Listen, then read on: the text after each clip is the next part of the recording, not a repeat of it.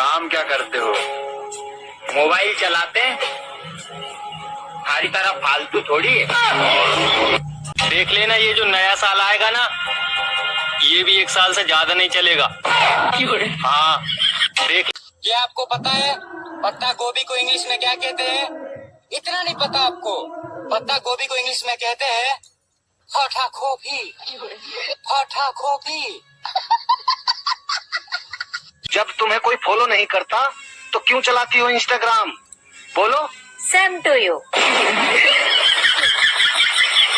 लोग लगाते होंगे 5 किलो मेकअप, 10 किलो फाउंडेशन, लेकिन हम तो इंस्टाग्राम को फिल्टरे लगा कमाल लगते हैं। WWIFE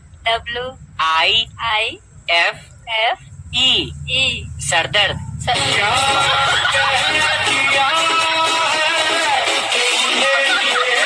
लोगों की जिंदगी में कभी खुशी कभी गम होता है। मेरी जिंदगी में कभी गम, कभी थोड़ा और गम, कभी बहुत सारा गम और कभी गम ही गम। প্লেন আমিও কিনতে পারি, কিনি না তার কারণ আমার আত্মীয় স্বজনরা বলবে বাড়ির ছাদের ওপর দিয়ে গেলি একবারও দেখা করে যেতে পারলি না।